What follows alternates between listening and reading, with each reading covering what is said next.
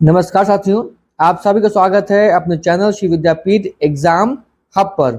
आज हम लोग भारत का भूगोल परिचय प्रीवियस ईयर क्वेश्चंस देखेंगे। हम लोग ये सही परीक्षाओं के लिए रामबाण है।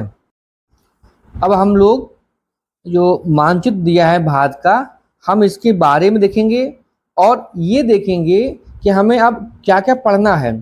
जैसे अक्षांश रेखा पढ़नी है, ये क्या है, देशांतर रेखा पढ़नी है, इसके बारे में जानकारी करनी है, विषुवत रेखा है, कर्क रेखा है, इनके बिंदुओं के बारे में चर्चा करनी है जो एग्जाम में पूछी गए हैं। इसके अलावा भी अन्य बिंदुओं पर हम प्रश्न देखेंगे जो एग्जाम में आए हैं। ठीक, अब हम लोग यहाँ पर ये पढ़ेंगे कि अक्षांश रेखा और देशांतर रेखा क्या होती हैं।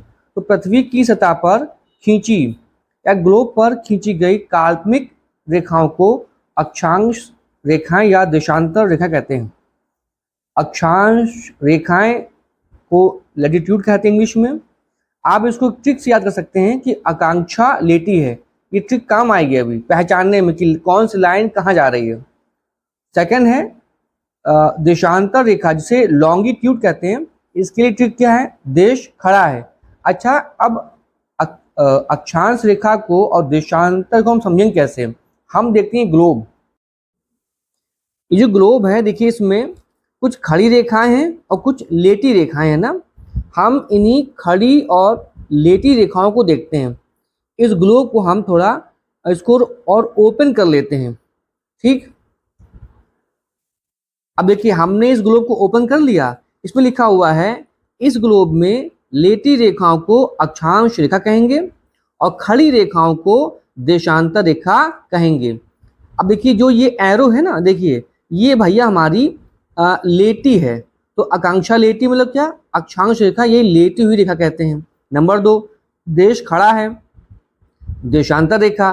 तो देशांतर रेखा क्या है, जहाँ ये एरो देखो खड़ी रेखा ये है ना, जो दिखा रहा है एरो, भैया यही जो है खड़ी रेखा, इसको हम कहेंगे ग्लोब में ये देशांतर रेखा कहलाती है। ठीक, तो आप समझ में आ गया ना, जो लेटी रेखा है जहाँ पे व्हाइट एरो ब्लिंक कर रहा है, ये हो गया लेटी रेखा और इसे हम कहेंगे अक्षांश रेखा कहेंगे, है ना। अब चलते हैं इसके आगे हम लोग। हम देखते हैं कि भूमध्य रेखा या विषुवत रेखा क्या होती है। ग्लोब पर खींची काल्पनिक रेखा जो पृथ्वी को 2 बराबर भागों में बांटती है, उसे भूमध्य रेखा कहते हैं। भूमध्य रेखा को विषुवत रेखा भी कहते हैं भैया, ठीक है। इसे 0 डिग्री अक्षांश रेखा कहते हैं। कैसे ना, हम समझते हैं इस ग्लोब से।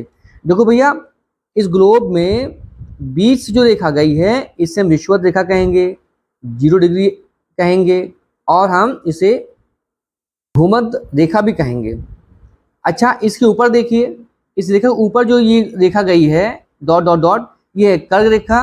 और नीचे कौन सी रेखा भैया, नीचे है मकर रेखा।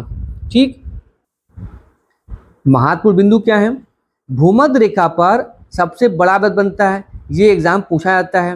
2 अक्षांशों के बीच की दूरी 111 किलोमीटर होती है। नंबर 3, कुल अक्षांश रेखाओं की संख्या 181 होती है। अब सीधे बात करते हैं हम प्रश्नों की, क्योंकि हमने बताया था हम एक सीरीज चला रहे हैं, ये PYQ सीरीज होगी भूगोल की। इसमें क्या है, कर्क रेखा किस राज्य से होकर नहीं गुजरती है। इसके ऑप्शन क्या हैं, त्रिपुरा, मिजोरम, मणिपुर, छत्तीसगढ़। इसका जो सही ऑप्शन है वो क्या है, वो है मणिपुर है। अब हम लोग महत्वपूर्ण चर्चा करेंगे कर्क रेखा के बारे में। पहला क्या है, कर्क रेखा भारत के मध्य भागों में गुजरती है, भारत के, है ना, और इसमें 8 राज्य शामिल हैं, 8 राज्य आते हैं। दूसरा बिंदु क्या है कि 23.5 डिग्री उत्तरी अक्षांश को कर्क रेखा कहते हैं। भैया ये पॉइंट बहुत इंपॉर्टेंट है, आप याद रखिएगा। कर्क रेखा 23.5 डिग्री उत्तर तथा 82 डिग्री 30 मिनट पूर्वी देशांतर देश के लगभग मध्य से गुजरती है। ये पॉइंट बहुत इंपॉर्टेंट है। कर्क रेखा किन किन राज्यों से गुजरती है, हम उनके राज्यों के नाम और उसकी ट्रिक क्या है इसको समझते हैं। भैया जो ट्रिक बनाई हो सकता है ये थोड़ी कठिन हो, लेकिन आपसे ये रिक्वेस्ट है कि आप अपने हिसाब से ट्रिक बनाया करें ताकि याद रहा करे, ठीक है। राज्यों के नाम क्या है? गुजरात है, राजस्थान है, मध्य प्रदेश है, छत्तीसगढ़ है, झारखंड है, पश्चिम बंगाल है, त्रिपुरा है और मिजोरम है। इसकी जो ट्रिक है ये क्या है? GMRC JP TM, या आप कह दो TMI। GMRC JP TMI। तो थोड़ा हल्का सा ये जो MI है इसको याद रखना कि यही है मिजोरम। कैसे ना, हम देखते हैं इसको हम एरो से। G का मतलब है गुजरात, M का मतलब है मध्य प्रदेश, R का मतलब है राजस्थान, C का मतलब है छत्तीसगढ़, J का मतलब है झारखंड, P का मतलब है पश्चिम बंगाल, T का मतलब है त्रिपुरा और MI का मतलब है मिजोरम। भैया ये रहा GMRC JP TMI। ये मानिए कि ये मेरा फर्स्ट एफर्ट है, पहला प्रयास है। इसमें वास्तव में मेहनत लगी, वास्तव में कठिन होता है, ये हमने समझा भी है। पहले समझ में नहीं आता था, लेकिन जो लोग बनाते होंगे वास्तव में बहुत टाइम देते हैं, बहुत मेहनत करते हैं। वैसे ही हमने भी किया है।